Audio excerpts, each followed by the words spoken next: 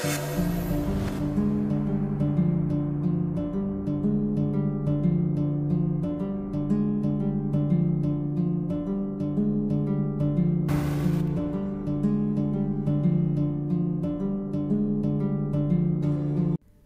May 2025, naging viral sa social media ang mga video mula sa kasal ni Raja. Mga eksenang pamilyar sa bawat pamilyang Indian. May sayawan, tawanan, paglalagay ng mga kwintas na bulaklak sa leeg at pagbabasbas ng mga pamilya sa bagong kasal. Simula ito ng isang bagay na sagrado at napansin ng lahat ang banayad ng ngiti ni Raja. Marami ang nagsabi na maswerte si Sonam na magkaroon ng mister na tulad niya. Pero may biglang katahimikang nangyari. Noong May 27, ilang araw pa lamang mula nang magsimula ang kanilang honeymoon sa Meghalaya, bigla na lang nawala sina Raja at ang kanyang asawang si Sonam. Fresh CCTV footage of the couple from Indore who went missing in Meghalaya last month have been released. Naguluhan ang kanilang mga pamilya, pagkatapos ay natakot at kalaunan ay naging desperado. Lumipad pa sa Meghalaya mismo ang kapatid ni Raja para maghanap ng sagot. Ipinaliwanag ng mga pulis na ang mag-asawa raw ay bumisita sa mga liblib na lugar sa kabundukan. Kaya naman ipinadala ang State Disaster Response Force at nagsimulang halughugin ng mga otoridad ang lugar. Noong June 2, may natagpuan silang bagay na tuluyang magbabago sa buong kwento. May mga pulis na napasigaw, ang iba naman ay napaduwal, lalo na nang makita nila ang mukha ni Raja. Mabilis na kumalat ang balita sa pamilya ni Raja at sa buong India. Isa na itong kaso ng pagpatay. Pero nasaan si Sonam? Biglang nagkagulo ang media. Kinidnap ba siya o isa rin siyang biktima? Sinubukan ba siyang ipagtanggol ni Raja kaya siya namatay? Dahil sa insidente, nagkaroon ng malaking problema sa imahe ng industriya ng turismo sa Meghalaya. Initially, it was being touted as that particular area from where they had gone missing has become a crime hub. It painted a very bad picture for Meghalaya, the entire government. Mismo si Chief Minister Conrad Sangma ang nagpasalamat sa mga pulis dahil sa mabilis nilang pagresolba sa kaso. Sa mga panahong yon, wala pang nakakaalam sa totoong madidiskubre nila. Sa simula, itinuring si Sonam na isang nawawalang tao. On June 7th, Meghalaya Police kicked off Operation Honeymoon, deploying 20 core teams comprising 120 personnel. They didn't expect that within 7 days, SIT would crack this case. Parehong nagmamakaawa ang pamilya ni Sonam at Raja para sa ligtas niyang pagbabalik. Maging ang ama ni Raja ay lumabas pa sa telebisyon at nag-alok ng malaking pabuya para sa makahanap. Pero sa likod ng mga pangyayari, nagsimula na magduda ang mga investigador dahil may mga bagay na hindi tugma. Bakit si Sonam lang ang nag-ayos ng lahat ng biyahe at hotel pero hindi siya kumuha ng guide? Bakit nga dinala ang lahat ng kanyang alahas at ginto mula sa kasal sa isang simpleng honeymoon na hiking lang? At bakit wala siyang binook na return ticket? Dumating ang sagot dahil sa isang nakakakilabot na tawag. Isang 17 seconds na tawag na ginawa ni Sonam sa kanyang kapatid noong June 9. Hindi kailanman isinapubliko ang laman ng tawag na yon. Pero ayon sa kapatid ni Sonam na si Govino, agad niya itong pinayuhan na sumuko. Pero bakit? Anong sinabi ni Sonam na naging dahilan para masigurado niyang hindi siya biktima? Dumiretso si Govino sa mga pulis. Doon nagsimulang mabunyag ang nakakasukang katotohanan. Isang task force mula sa ibang estado, pulis mula sa Meghalaya, Madhya Pradesh at Uttar Pradesh ang nagtutulungan para matunton si Sonam sa isang kalsada sa Gazipur. Inaresto siya agad sa isang maliit na kainan. Now the Meghalaya police is going to take custody of Sonam and interrogate her. This is going to come to light. Katunayan na hindi talaga nawala si Sonam kundi tumakas. Matagal na pala niyang plinano ang pagpatay sa kanyang mister dahil simula pa lang palabas lang ang kasal. Natuklasan ng mga pulis na may matagal ng karelasyon si Sonam sa isang lalaking nagngangalang Raj Kushwaha, empleyado sa negosyo ng kanilang pamilya. At nang dumating si Raja sa buhay niya, isa lang itong hadlang sa paningin ni Sonam. Sapat na ang katotohanan na ito para ikagalit ng kahit sino.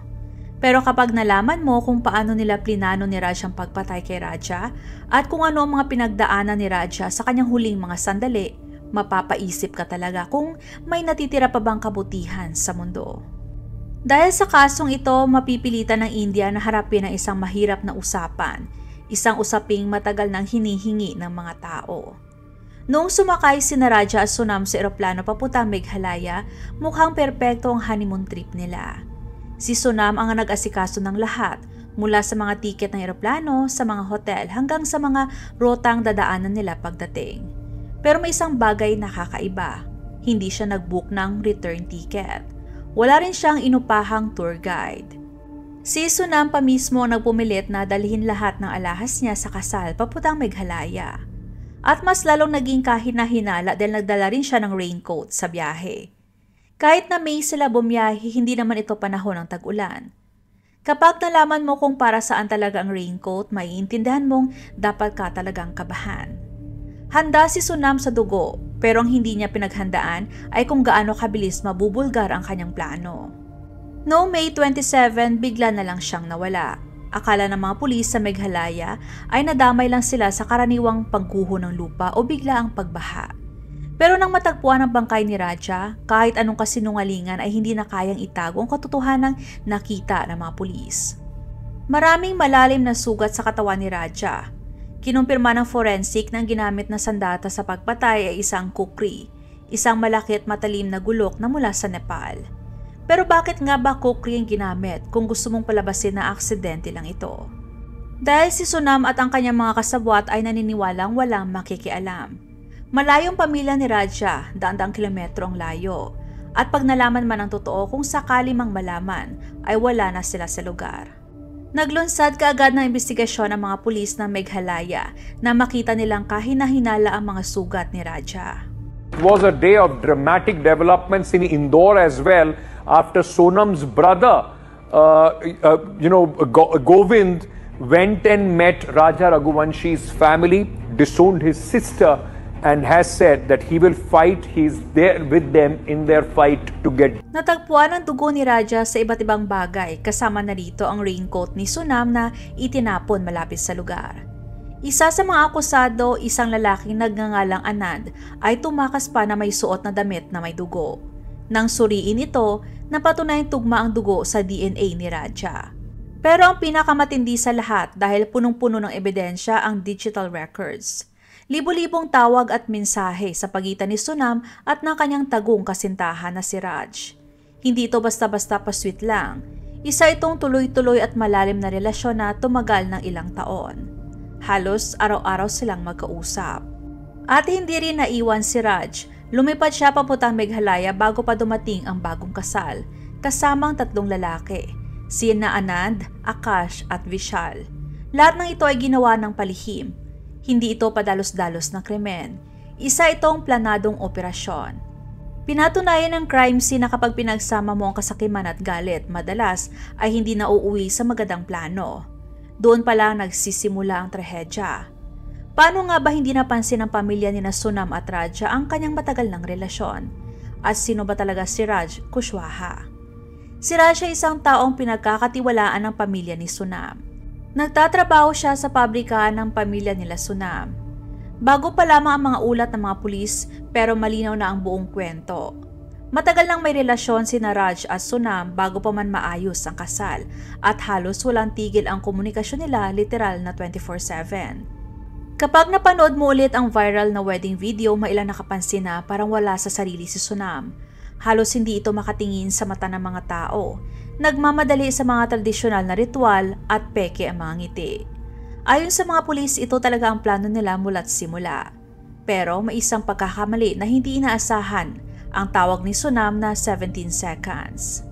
Hanggang ngayon ay hindi pa rin alam kung anong eksaktong sinabi, pero sapat na yon para tawagan agad ng kapatid niyang si Govino ang mga pulis matapos niyang ibaba ang telepono. परिवार से माफी मांगने वाला तो मैंने माफी तो मांग ली है, मगर इस परिवार ने एक बेटा खोया है और जो मैंने लड़की दी थी उस लड़की की जगह पे मैं इस परिवार का हिस्सा हूँ, उससे रिश्ता हमने तोड़ दिया है और इस परिवार का हिस्सा मैं हूँ। और Sinabi ni Govino sa mamamayan ng India na ang pagkakaroon ng ugnayan sa dugo sa isang tao ay hindi nangangahulugang kailangan mo siyang suportahan sa lahat ng bagay.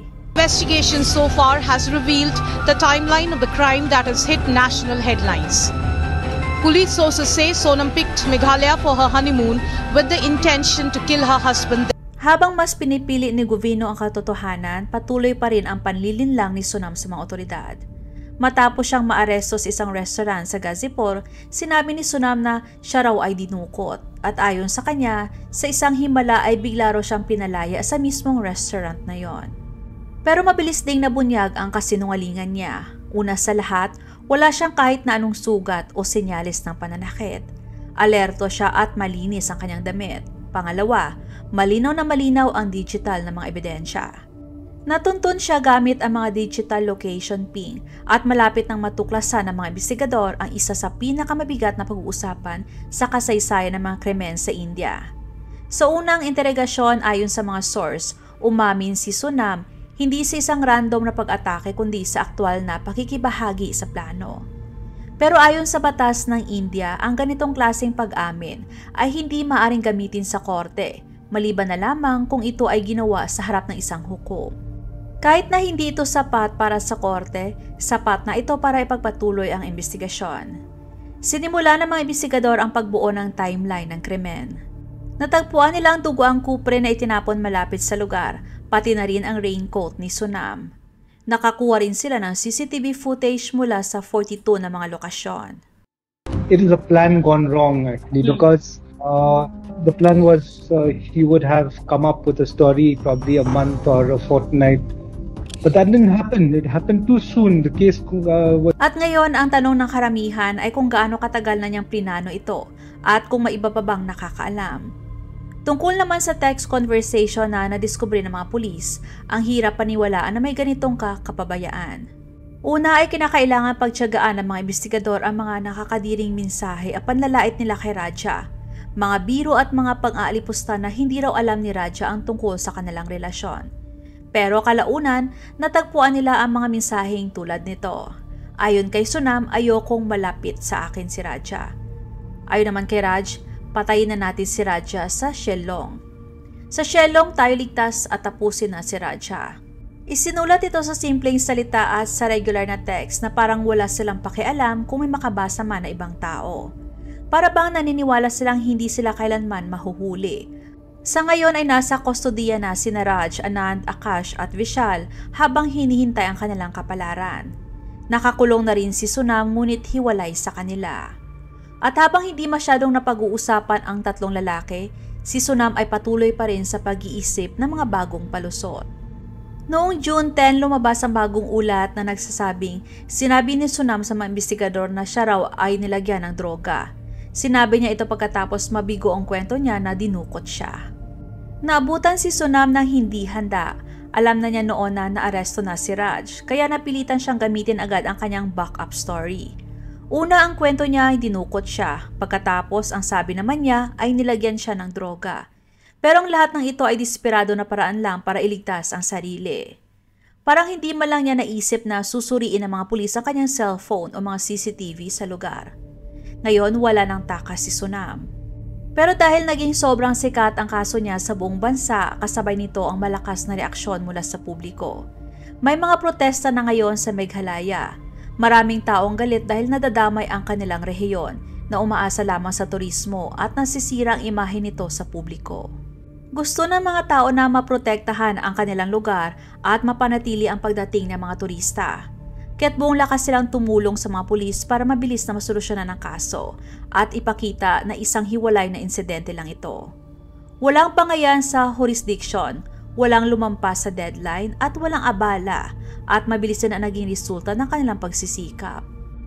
Ilang araw lang matapos ang pagpatay na sa kustodiya na si Sonam at noong June 10 habang nire-record ang panayam na ito, dalawang mahalagang bagay ang nangyari.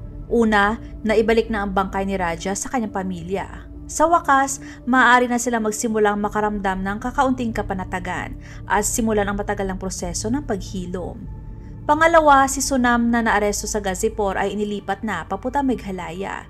Ibig sabihin, handa nang pumasok ang investigasyon sa huling yugto nito ang masusing pagtatanong at ang pagdinig sa korte. Sina Sonam, Raj at ang iba pang mga lalaki ay sasailalim na ngayon sa magkasamang interogasyon habang kinukumpleto ng mga pulis ang mga huling bahagi ng puzzle. Dahil ang krimeng ito ay hindi dahil sa bugso ng damdamin, isa itong malupit at planadong krimen. Isang love story na naging karumaldumal na balita sa buong bansa at sa maling dahilan. Pero ang kwento ay hindi nagtatapos sa hatol. Ito'y naging simula ng isang pambansang usapan na matagal nang nararapat simulan. Gruesome honeymoon murder of Raja Raghuvanshi allegedly plotted by his own wife has shocked the nation. But Sonam Raghuvanshi is merely one of many such black widows who've come in the public eye in recent. Dahil sa likod ng krimeng ito ay may mas matagal ng kwento. Isang kwento na hindi nagsimula sa dugo kundi sa matinding pressure.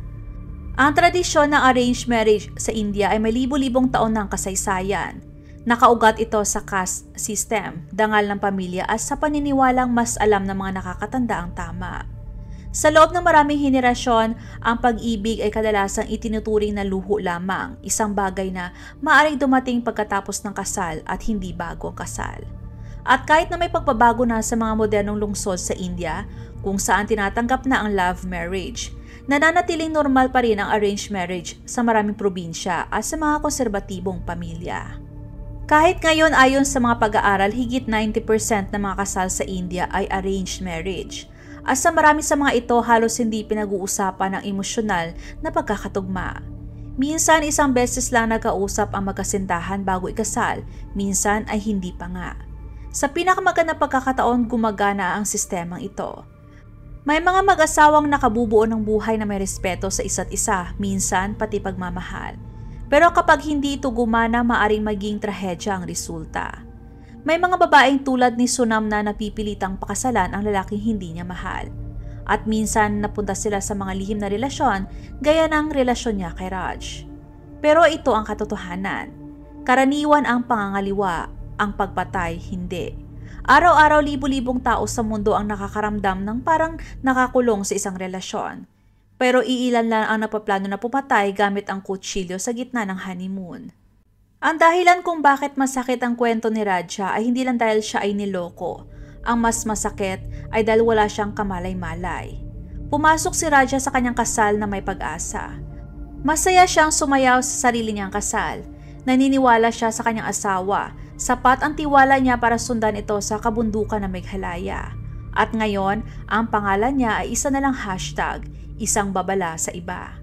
Dahil sa kasong ito, napilitan ang maraming pamilya ng India na itanong ang mga mahihirap na tanong. Totoo ba talagang nakikinig tayo sa ating mga anak kapag sinasabi nila ang ayaw nila? Dahil hindi lang ito tungkol sa arranged marriage, ito'y tungkol sa sapilitang pananahimik, lalo na para sa mga babae. Tungkol ito sa kung paano ang desperasyon ay maaring lumala kapag ang isang tao ay pinilit mamuhay sa dobleng buhay. Samantala, patuloy pa rin naghihintay ng hustisya ang pamilya ni Raja. Magkakaroon ng paglilitis at doon malalaman ng buo ang tunay na motibo ni Sonam. The honeymoon murder in Shillong has added on to a list of shocking murders which portray an unsettling pattern. Husbands killed by their wives, often aided by their alleged lovers or accomplices. Ang hustisya ay ilalaban sa korte, pero para sa pamilya ni Raja, nagsimula ng hustisya nung lumabas ang katotohanan.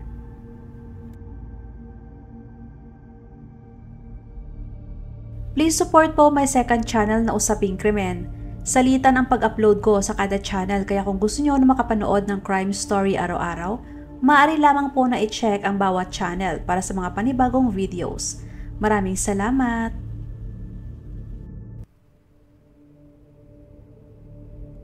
Huwag magatubiling ibahagi inyong mga saloobin at komento. And please huwag kalimutang mag-like and subscribe sa aking channel kung hindi mo pa nagagawa. Magkita-kita tayo ulit sa aking susunod na video. Maraming salamat!